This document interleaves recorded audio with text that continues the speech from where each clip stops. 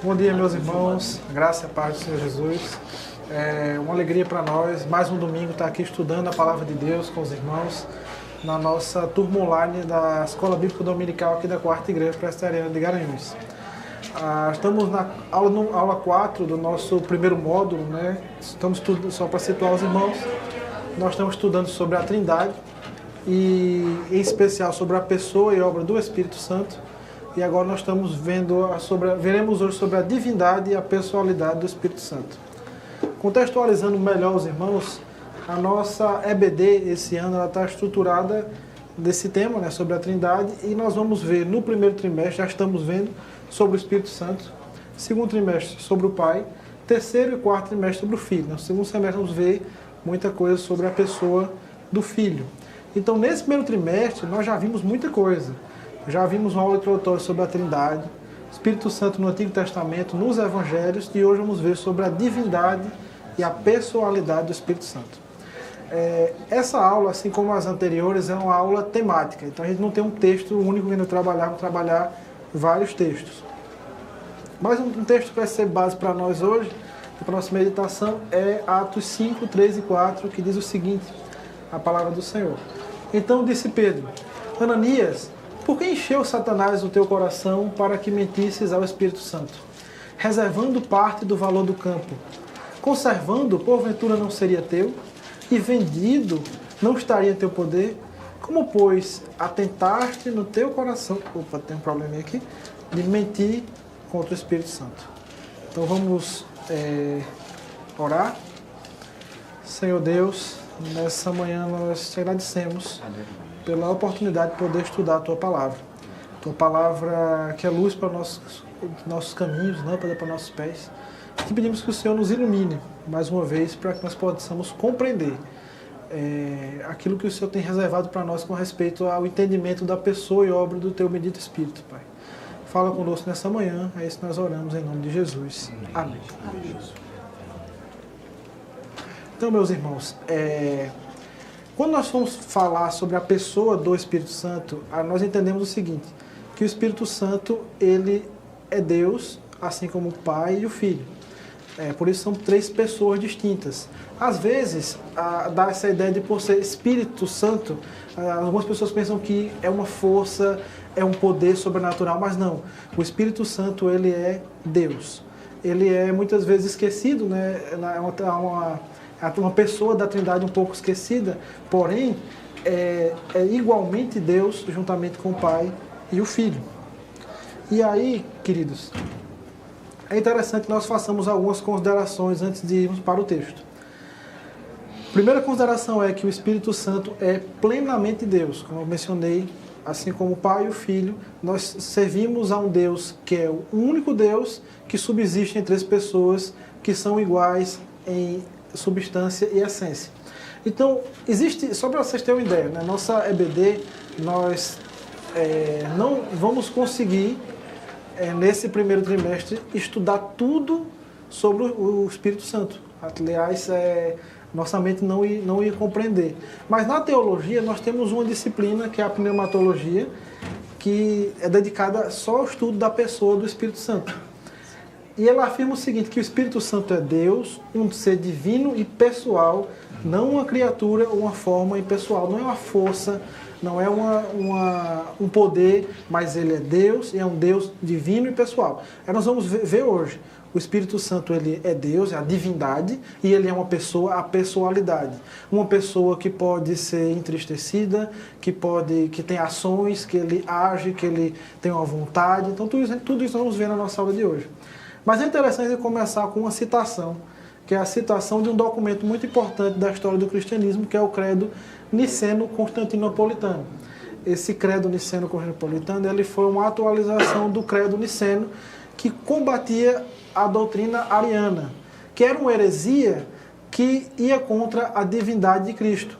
E aí, depois de uma atualização, englobou também a questão da pessoa do Espírito Santo, que diz o seguinte: cremos no Espírito Santo, Senhor e doador da vida, que procede do Pai e do Filho, juntamente com o Pai e o Filho, é adorado e glorificado que falou pelos profetas. Então, esse trecho desse documento tão importante, ele traz algumas lições para nós. Primeiro, ele diz assim, cremos no Espírito Santo, Senhor, esse termo Senhor remetendo à divindade do Espírito Santo, que ele é igualmente Deus, junto ao Pai e ao Filho. Doador da vida. A gente percebe que o Espírito Santo, ele também está presente nos atos de criação desde o início da Bíblia, lá no comecinho, Gênesis 1, 2, que o Espírito pairava sobre as águas, né? O Espírito de Deus pairava sobre as águas. Ele procede do Pai e do Filho, e juntamente com o Pai e o Filho é adorado e glorificado. Então, o Espírito Santo, ele procede do Pai e do Filho, nós já vimos, né, em aulas anteriores, que eles são iguais em essência, em divindade, em dignidade e também em adoração. O Espírito Santo ele é digno de ser adorado, juntamente com o Pai e o Filho, e ele finaliza o trecho assim, que falou pelos profetas. Lá em 2 Pedro é nos dito o seguinte, que homens santos falaram da parte de Deus as Escrituras, eles foram inspirados pelo Espírito Santo e falaram pela parte de Deus. Então o Espírito Santo, ele agia inspirando os profetas, e se hoje nós temos a Escritura, essa Escritura ela foi inspirada pelo Espírito Santo aos autores bíblicos, né? Nós temos profetas, reis, apóstolos, vários tipos de pessoas em um grande período de tempo, mas todos inspirados pelo mesmo Espírito Santo a escrever as Escrituras sagradas, as Escrituras que são inerrantes e infalíveis. E finalmente há um termo grego que é essa palavra homocinos, que ela é muito importante no debate contra a Trindade, que ela indica o seguinte, que o Pai, o Filho e o Espírito Santo, eles são da mesma natureza e essência. Então não existe na Trindade um superior ao outro, eles possuem a mesma natureza e essência. Eles são igualmente adorados, eles são igualmente glorificados. Nós vamos perceber em alguns momentos que, em termos de agir da Trindade,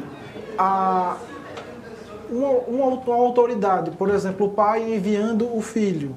O Filho, naquele momento, está subordinado ao Pai, mas não em dignidade, adoração e glória.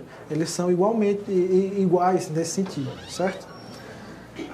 Então, quando nós vamos agora para a Escritura, para a garantia bíblica da divindade do Espírito Santo, nós vamos ver vários textos, esse foi o que nós lemos logo anteriormente, diz o seguinte, então disse Pedro, Ananias, por que encheu Satanás o teu coração para que mentisses ao Espírito Santo, reservando parte do valor do campo, conservando, porventura não seria teu, e vendido, não estaria em teu poder, como pois atentaste no coração este desígnio, não mentistes aos homens, mas a Deus. Olha só, meus irmãos, esse primeiro texto. É interessante contextualizar os irmãos. No início da igreja cristã, ali é dito no início do livro de Atos que eles viviam juntos e tinham tudo em comum. Que eles vendiam suas propriedades e com o dinheiro eles distribuíam para que não houvesse necessitados. Então um homem chamado Ananias e sua esposa Safira, eles possuíam um campo e eles venderam um campo e eles combinaram entre si. E disseram assim, nós vendemos por X, mas dizemos aos apóstolos que vendemos por Y, sendo que Y é menos. Vamos guardar um pouquinho do dinheiro para nós. Então, aquele casal eles se uniu na mentira, né, para enganar, achando que iriam enganar os apóstolos, Pedro e os demais, dos 12, né, que Matias já estava ocupando o lugar de Judas. Então, Pedro, cheio do Espírito Santo, ele vai dizer o seguinte, olha, Ananias, por que Satanás encheu o seu coração para que você mentisse ao Espírito Santo? Ele vai dizer, você não mentiu para mim, para a pessoa de Pedro ou para os demais apóstolos, você mentiu para o Espírito Santo. E ele faz assim, reservando parte do valor do campo, conservando, porventura não seria teu? Então assim, o campo era deles. Se eles vendessem e não quisessem dar nada, era um direito deles. É o que Pedro está dizendo. Você não precisaria fazer isso. Então Satanás encheu o coração deles, acho, talvez para mostrar uma piedade, né, que estava dando uma grande oferta ou outro motivo. Mas é dito que ele mentiu ao Espírito Santo. E no final, aqui ele vai dizer o seguinte, não mentistes aos homens, mas a Deus. Então, se a gente for pegar um paralelismo no texto, olha só que interessante. Mentistes ao Espírito Santo e depois não mentistes aos homens, mas a Deus. Então, aqui se você pegar os dois textos e comparar, o Espírito Santo é Deus. Então ele mentiu a Deus, mentiu ao Espírito Santo, aqui tratando diretamente da divindade do Espírito Santo. Logo em seguida, Ananias cai morto. Logo em seguida, no texto, a esposa dele, Safira, aparece e Pedro pergunta, olha, você vendeu o campo por tal valor? E ela confirma a mentira. E ele diz o seguinte, e aí Pedro fala, tornou-lhe Pedro, por que entraste em acordo para tentar o Espírito do Senhor? Eis a porta aos pés dos que sepultaram teu marido, e eles também te levarão. Foque na expressão, irmão, tentar o Espírito do Senhor. Essa expressão, ela é muito usada no Antigo Testamento, especialmente com relação a tentar a Deus. E é muito interessante porque a gente lembra do texto das tentações de Jesus no deserto, e o inimigo diz assim, olha, lança-te, leva ele para o pináculo do templo e diz, lança-te daqui para baixo, porque aos teus anjos, está escrito, né, aos teus anjos ordenarás para que não tropeces em nenhuma pedra. E Jesus responde, também está escrito, não tentarás o Senhor teu Deus. Então, tentar o Espírito do Senhor e tentar era uma expressão muito usada com relação no Antigo Testamento a tentar a Deus, o Pai. Então, aqui, mais uma vez, mostrando a divindade. Olha só, em Deuteronômio 6,16, diz, não tentarás o Senhor teu Deus, como tentaste em Massá. Então, tentar o Senhor e tentar o Espírito Santo são expressões paralelas, indicando o quê? A divindade do Espírito Santo. O Espírito Santo é Deus, assim como o Pai e o Filho. São um único Deus que subsiste em três pessoas. Então, por ser Deus, juntamente com o Pai e o Filho, o Espírito Santo ele tem características e tem atributos que competem apenas a Deus. A gente vai ver alguns deles. Um deles é a onipresença do Espírito Santo.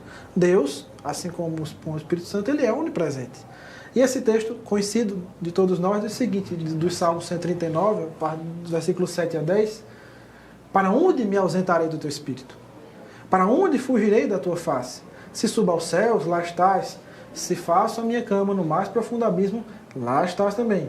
Se tomo as asas da alvorada e me detenho no confim dos mares, ainda lá me haverá de guiar a tua mão e a tua destra me susterá. O salmista está dizendo o seguinte, eu não tenho como me ausentar do Espírito de Deus, do Espírito Santo, porque ele está em todos os lugares. Se eu subir aos céus, ele está lá. Se eu fizer a minha cama no mais profundo abismo, lá ele está também. Se eu pegar as asas da alvorada e ir até os confins dos mares, o mais longínquo que você imaginar, ele vai estar lá. Então o Espírito Santo, assim como o Pai e o Filho, ele é onipresente. Então, confirmando essas características divinas do Espírito Santo. Outro atributo é a onisciência do Espírito Santo. A onisciência é um atributo de saber ou conhecer todas as coisas, né? E Isaías, movido pelo Espírito Santo, ele vai dizer o seguinte, quem guiou o Espírito do Senhor? Ou como seu conselheiro o ensinou? Com quem tomou ele conselho para que lhe desse compreensão? Quem o instruiu na vereda do juízo e lhe ensinou sabedoria e lhe mostrou o caminho do entendimento? Isaías está dizendo o seguinte, meus irmãos, o Espírito Santo ele é pleno de sabedoria e ninguém pode guiar ou aconselhá-lo ou ensiná-lo porque ele já sabe todas as coisas. Depois, nesse mesmo texto, Paulo ele vai fazer aquela doxologia muito bonita em Romanos. Então o Espírito Santo ele é pleno de conhecimento. E esse conhecimento, ele não é um conhecimento apenas de eventos passados e presentes, mas ele também é um conhecimento de eventos futuros. João 16,3, Jesus falando sobre o Espírito da Verdade que viria e guiaria os crentes após a sua partida, né, o que ele chama de o outro Consolador, ele vai dizer o seguinte, quando porém vier o Espírito da Verdade, ele vos guiará a toda a verdade, porque não falará de si mesmo, mas dirá tudo o que tiver e vos anunciará as coisas que hão de vir. Então o Espírito Santo ele também é conhecedor de eventos futuros. Isso também é uma prerrogativa divina. Ele é pleno de sabedoria, pleno de conhecimento daquilo que aconteceu, daquilo que acontece e daquilo que irá acontecer. Isso é uma prerrogativa divina. Então, confirmando assim mais um atributo da divindade do Espírito Santo. Olha só, meus irmãos. E esse conhecimento, Paulo ele vai também citar em 1 Coríntios 10, 11, mostrando que ele é ilimitado. Olha só, mas Deus não o revelou pelo Espírito, porque o Espírito a todas as coisas prescruta, até mesmo as profundezas de Deus.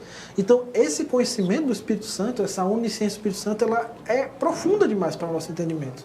A nossa mente, ela é limitada, o nosso conhecimento é limitado, mas o conhecimento divino, e aqui na pessoa do Espírito Santo, ele é ilimitado. Então, isso também é uma prerrogativa divina. O Espírito Santo, ele não é uma criatura, porque ele não é limitado, como nós. Ele não é uma força, nós vamos ver que ele é uma pessoa, e essa pessoa ela é divina. Ele é Deus. E eu acho assim também nessa questão, aí, quando você fala da onisciência, você vê ele agindo e operando. Porque Pedro, se não fosse pela onisciência do Espírito Santo, né, ele jamais iria, né, advertir como advertiu Ananias. Então, quando Ananias já chegou mentindo, o Espírito Santo, o onisciente que estava nele, ali já reconheceu que ele estava, né, mentindo. Perfeita colocação, meu irmão. Foi uma excelente ligação, né? O Espírito Santo que habita em nós, né, porque os crentes são templo e morada do Espírito Santo, ele guiou Pedro a saber aquela informação, porque Pedro não saberia. Ananias e Safira, provavelmente na sua casa, né, ou em algum outro lugar, eles combinaram as informações ali, mas Pedro, guiado pelo Espírito Santo, que sabe todas as coisas, vai lá e diz, olha, Pedro, eles estão mentindo, eles venderam por mais. E aí esse conhecimento, né, do Espírito Santo é uma prerrogativa divina. Outro item, meus irmãos, é a onipotência do Espírito Santo. A onipotência é ser todo-poderoso. Então, apenas Deus é todo-poderoso. E eu trouxe dois momentos, né, na história da redenção que demonstram isso claramente. Um é a concepção virginal de Cristo, né, e o seu nascimento, e depois a ressurreição dos mortos. Olha só, Lucas 1:35, quando Maria, capítulo 1 de Lucas, né, Maria ela recebe a visita do anjo, e o anjo ele vai apresentar para ela, né, a sua missão, né, e aí ela se pergunta, né, como? Se eu sou virgem, não tive relações. E ele vai dizer o seguinte, respondeu-lhe o anjo, descerá sobre ti o Espírito Santo e o poder do Altíssimo te envolverá com a sua sombra. Por isso também o ente santo que há de nascer será chamado Filho de Deus. Então, meus irmãos, imagine esse fato que somente um Deus Todo-Poderoso pode fazer uma mulher virgem conceber. E aqui no texto é muito claro, descerá sobre ti o Espírito Santo. O Espírito Santo ele desceria e o poder do Altíssimo te envolveria. Olha só, aqui a gente percebe esse poder do Espírito Santo agindo na concepção virginal, né, do Senhor Jesus Cristo. E outro ato que somente Deus, no seu pleno poder, pode realizar, está descrito em Romanos 11. Ele vai dizer o seguinte, se habita em vós o Espírito daquele que ressuscitou a Jesus dentre os mortos, esse mesmo que ressuscitou a Cristo Jesus dentre os mortos, vivificará também o vosso corpo mortal por meio do Espírito Santo que em vós habita. Olha só a poderosa ação do Espírito Santo, uma ação futura que nós cremos que irá acontecer. Ele vai dizer o seguinte, analisemos o texto. Ele vai dizer que se em vós habita o Espírito daquele Jesus Cristo dentre os mortos, aí ele está questionando, né, os seus leitores, ele diz, olha, vocês sabem que os crentes eles são a habitação do Espírito Santo. E se em você habita tal Espírito, esse Espírito Santo que ressuscitou Jesus Cristo dos mortos, esse mesmo Espírito, ele vai vivificar o seu corpo mortal. Por meio que ele vai vivificar também o vosso corpo mortal. O que ele está falando, meus irmãos? Todos nós sabemos que esse corpo mortal, esse corpo corruptível, como o próprio Paulo fala, ele, na ressurreição dos mortos, né, ou na segunda vinda de Cristo para aqueles que estiverem vivos na época, esse corpo será transformado. Ele será vivificado. E essa vivificação é por meio da ação do Espírito que em nós habita. Esse é o Espírito que também é um selo da promessa, ele é uma garantia de que que essa ressurreição ocorrerá, é dito em Efésios. Então, apenas um Deus Todo-Poderoso pode fazer isso. Pode vivificar um corpo. Então, nós cremos claramente na onipotência do Espírito Santo. Outro ponto interessante que nós temos que considerar é que o Espírito Santo ele é eterno. Olha só.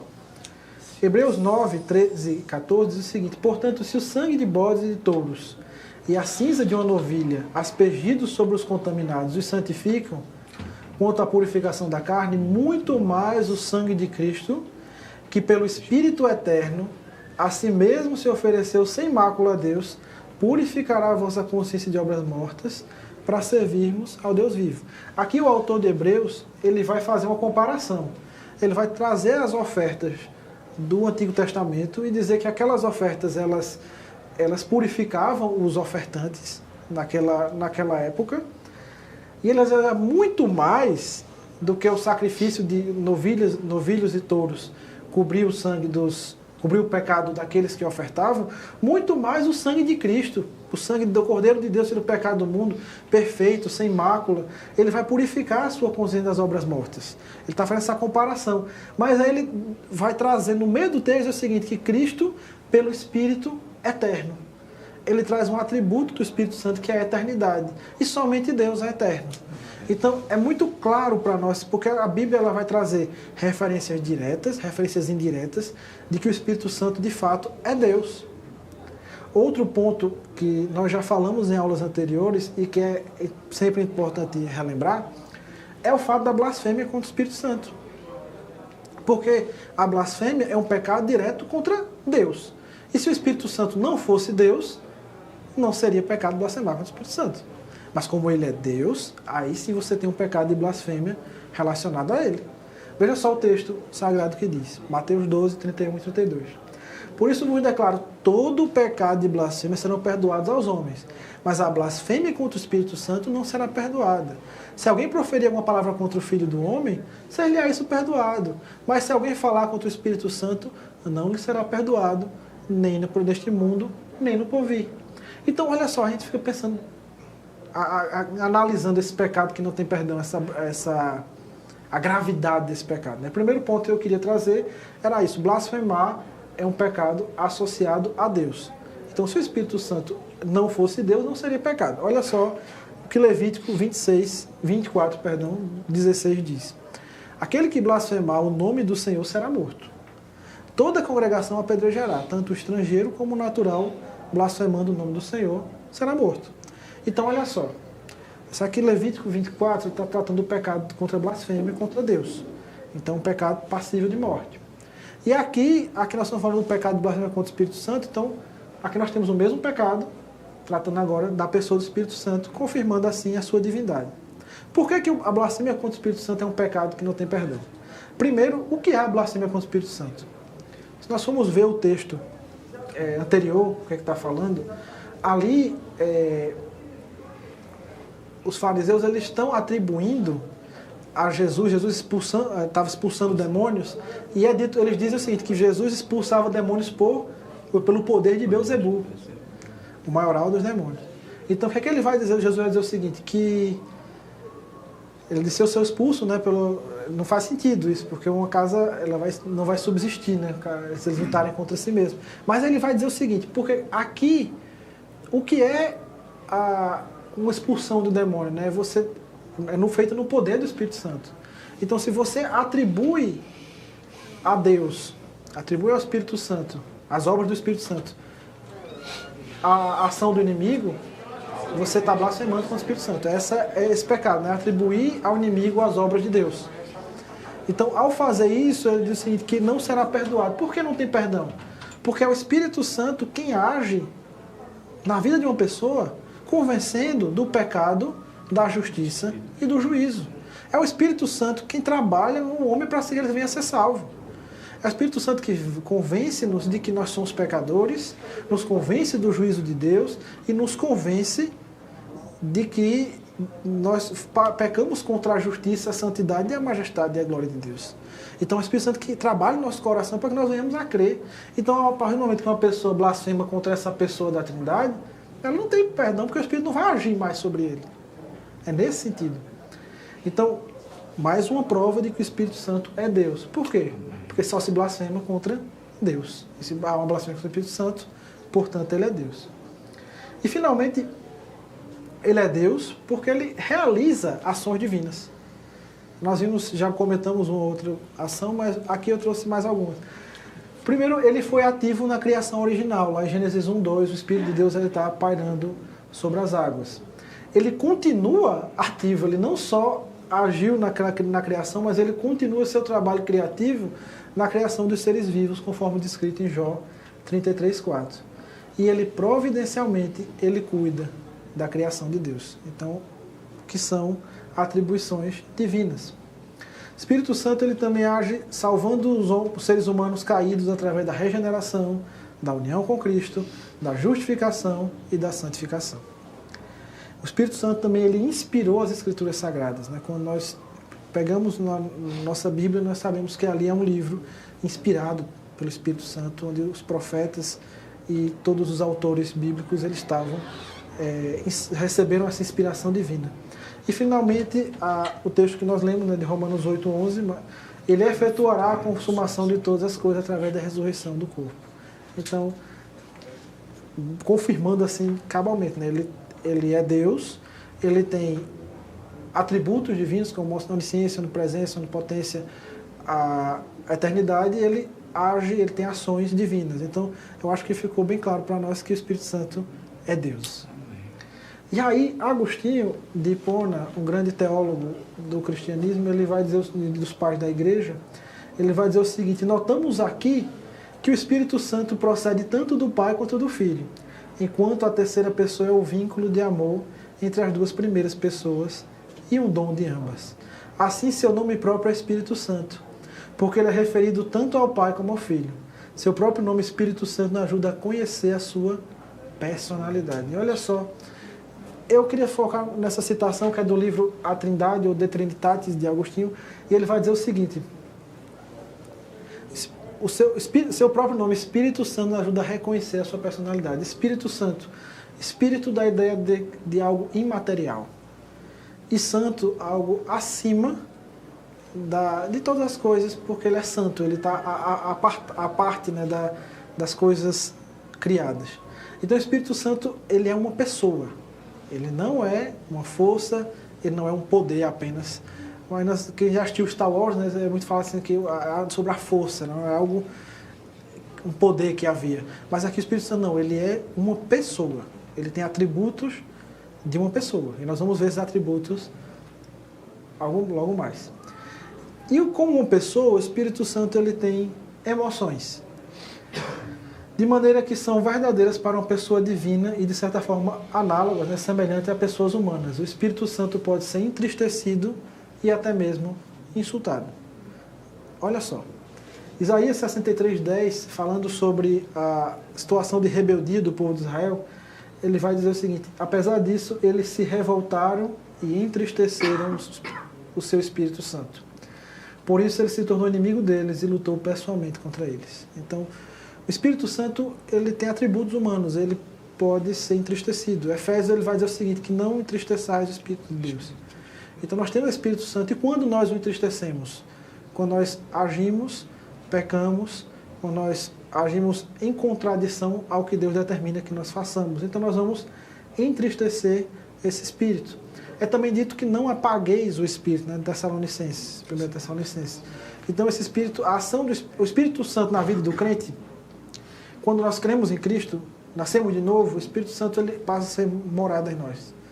Mas nós podemos entristecê-lo, e nós podemos também apagar, nós podemos diminuir a sua ação na nossa vida, agindo de maneira que Deus reprova, que Deus não aprova. Né? Isso é bem claro para todos nós. Não somente ele pode ser entristecido, mas ele pode ser até mesmo insultado. Olha só o que é nos dito em Hebreus 10:29.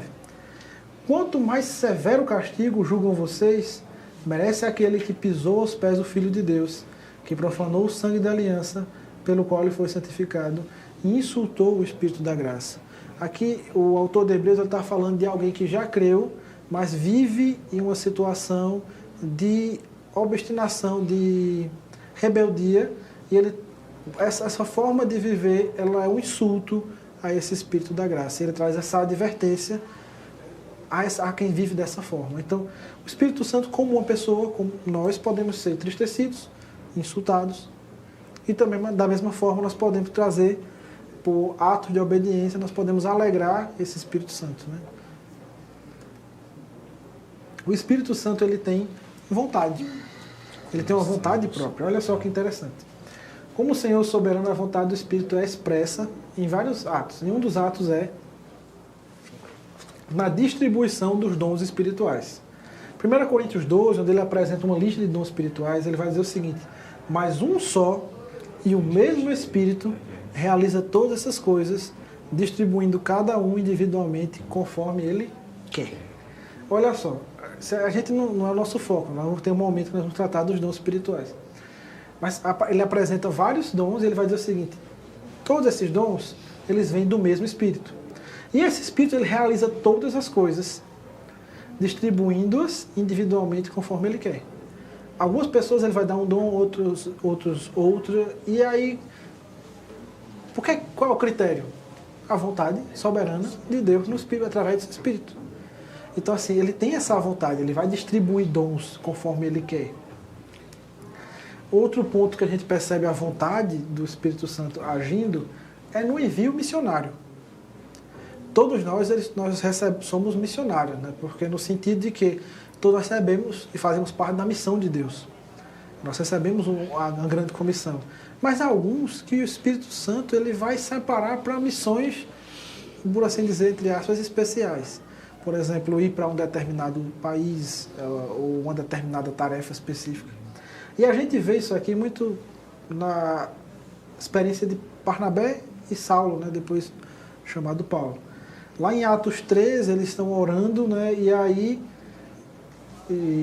é nos dito o seguinte: e servindo eles ao Senhor e jejuando, disse o Espírito Santo: separai-me agora, Barnabé e Saulo, para a obra que eu vos tenho chamado. Então o Espírito Santo ele pode separar alguns, não que essas pessoas sejam especiais, mas são pessoas que o Espírito Santo ele separa para uma obra específica, para um chamado missionário. A gente vê Barnabé e Paulo aqui saindo na sua primeira viagem missionária, uma viagem que foi muito abençoada e muito frutífera sobre avanço do Evangelho e geração de igrejas, né? Levantar igrejas, ganhar salvação de almas. Então, o Espírito Santo tinha separado esses dois servos para essa finalidade. Então, a sua vontade, ele escolhe o que ele quer, para o que ele deseja. Então, a gente tem que entender que a sua vontade ela é soberana. A nossa não, a dele é. E aí, outro exemplo da vontade do Espírito Santo agindo no serviço missionário é em Atos 16. Agora, Paulo, ele, como grande missionário que era, ele tinha intenções no seu coração de pregar em alguns lugares. E olha só o que diz o texto sagrado. E percorrendo a região frígio-gálata, tendo sido impedidos pelo Espírito Santo de pregar a palavra na Ásia, defrontaram Mísia e tentaram ir para Bitínia, mas o Espírito de Jesus não permitiu. Olha só que interessante. Eles estavam na região frígio-gálata, eles queriam pregar o Evangelho na Ásia. Aí o Espírito de Jesus impediu, o Espírito Santo impediu de pregar a palavra. Aí tentaram ir para outro lugar, vamos para Bitínia, mas o Espírito de Jesus não permitiu. Aí, tendo contornado a Mísia, desceram a Troade.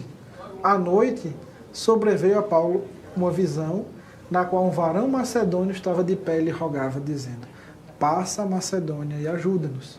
Assim que ele teve a visão, imediatamente procuramos partir para aquele destino, concluindo que Deus nos havia chamado para lhes anunciar o Evangelho. Então, Paulo, ele queria pregar na Ásia, depois ele é impedido pelo Espírito Santo, depois ele quer ir pregar na Bitínia, o Espírito de Jesus não permite, mas aí ele tem uma visão de ir para a Macedônia. Então, o Espírito Santo, ele tem essa vontade, mesmo que seja um desejo maravilhoso. O Paulo queria pregar o Evangelho, mas o Espírito Santo queria, não é aqui, é lá. Então, aí a vontade do Espírito Santo é que vai conduzir as coisas. Então, ele tem uma vontade, ele tem atributos pessoais. questão é que o Espírito Santo está envolvido em algumas atividades que são atividades pessoais, que uma pessoa desempenha. Por exemplo, uma pessoa ela pode testificar daquilo que viu. E o Espírito Santo, ele assim o faz. Olha só, João 15, 26. Quando, porém, vier o Consolador, aqui o Consolador é o Espírito Santo, que eu vos enviarei da parte do Pai, o Espírito da verdade, que dele procede, esse dará testemunho de mim. Então o Espírito Santo ele testifica de Cristo. Então o que é dar testemunho? É testificar, é falar daquilo que você viu, aquilo que você ouviu. E aqui a gente percebe o Espírito Santo tendo essa atribuição. Ainda no Evangelho de João, nós vemos o Espírito Santo ensinando. Ensinar é um atributo pessoal. Uma pessoa pode ensinar a outras. João 14, 26 diz o seguinte: mas o Consolador, o Espírito Santo, a quem o Pai enviará em meu nome, esse vos ensinará todas as coisas e vos fará lembrar de tudo o que eu vos tenho dito. Então, outra atividade pessoal, ensinar. Outra atividade pessoal é guiar ou orientar. Por exemplo, você tem mais experiência em algum trajeto, você pode ir com uma pessoa e guiar ela por aquele caminho. E aqui o Espírito Santo ele faz isso na nossa vida. Olha só, duas citações nesse sentido. Salmo 143, 10 diz o seguinte: ensina-me a fazer a tua vontade, pois tu és o meu Deus. Guie-me o teu bom espírito por terreno plano. Depois, em Romanos 8, 14, ele vai dizer o seguinte: pois todos os que são guiados pelo Espírito de Deus são filhos de Deus. Então o Espírito Santo ele também tem essa atividade, por assim dizer, de guiar, de orientar, de conduzir. E também é uma atividade pessoal. E outra atividade que o Espírito Santo desempenha, que também é uma atividade pessoal, é a intercessão. É nos dito em Romanos 8, 26, que também o Espírito semelhantemente nos assiste na nossa fraqueza, porque não sabemos orar como convém, mas o mesmo Espírito intercede por nós sobremaneira, com gemidos inexprimíveis. Então a intercessão é uma atividade pessoal. E o Espírito Santo ele vive a interceder por nós porque nós não sabemos orar como convém. Às vezes nós somos aqueles que pedimos aquilo que não vai nos fazer bem, mas o Pai ele vai ouvir a intercessão do Espírito Santo e não é nossa. Né? Nós não sabemos, às vezes não sabemos o que pedimos, né? Mas o Espírito Santo ele sabe o que é melhor para nós. E aí o Pai vai ouvir a intercessão dele, não a nossa. Então, como conclusão, meus irmãos, diante de tudo que nós vimos hoje, o Espírito Santo, ele é Deus, ele é divino e ele também é pessoal. Ele tem atributos pessoais. Ele não é uma força, não é um poder abstrato, mas ele é uma pessoa. Uma pessoa que é entristecida, uma pessoa que pode ser alegrada, ela pode também ser até mesmo insultado, nós vimos. Mas o que é que eu queria trazer como conclusão para nós hoje? É que reconheçamos a divindade do Espírito Santo. Porque assim, talvez você possa dizer assim, não, mas o que foi falado hoje, né, é algo muito teológico, né, foge da prática. Na verdade, não. À medida que a igreja ela confessa a pessoalidade divina do Espírito Santo, ela é compelida a adorá-lo e glorificá-lo juntamente com o Pai e o Filho. Isso tem tudo a ver, meus irmãos, com o nosso culto. Quando nós chegamos no culto, nós viemos adorar esse Deus que é único, mas também ele subsiste em 3 pessoas. Quando nós reconhecemos que o Espírito Santo ele é uma pessoa, ele é digna da nossa adoração também adoramos o Espírito Santo. Nós percebemos que nós oramos e nós também temos a intercessão do Espírito Santo. Quando nós confessamos o nosso pecado em arrependimento, nós confessamos porque o Espírito Santo nos convence do nosso pecado, da justiça e do juízo. Quando nós abrimos as Escrituras e nós ouvimos a pregação, nós estamos tratando com palavra de Deus inspirada, de autores inspirados pelo Espírito Santo, eles transmitiram essa palavra e ficou registrada para nós. Quando nós ouvimos a palavra, o Espírito Santo opera no nosso coração, para que nós possamos nos arrepender, nos corrigir, também nos sermos consolados e animados a prosseguir. Então, meus irmãos, a gente percebe que perceber que o Espírito Santo é Deus, perceber que o Espírito Santo ele é uma pessoa, muda a nossa forma de entender, ou até mesmo o culto. E aí, continuando. Nós obedecemos quando Ele fala conosco através da palavra de Deus. E especialmente entregamos-nos a Deus que nos ordena sermos cheios do Espírito Santo. Então nós precisamos, irmãos, entender que esse Espírito Santo que é Deus, que é uma pessoa, ele precisa nos encher. Para quê? Para que nós o sirvamos a Deus com excelência, sirvamos a Deus de maneira agradável, adequada, de acordo com Ele nos ordena. E o serviço é para alguém que está cheio do Espírito Santo.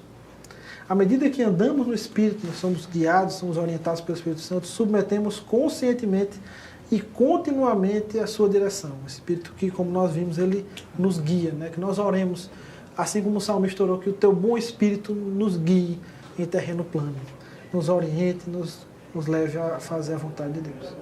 Dependemos dele tanto para a vida, porque ele está nos atos criacionais, nós vimos lá desde o início o Espírito Santo pairando sobre as águas, como ele continuamente está agindo sobre a criação.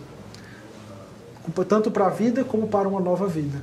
Nós honramos e respeitamos como o Espírito do Pai e do Filho e que torna o Deus Trino presente em nossa vida e em nossa igreja.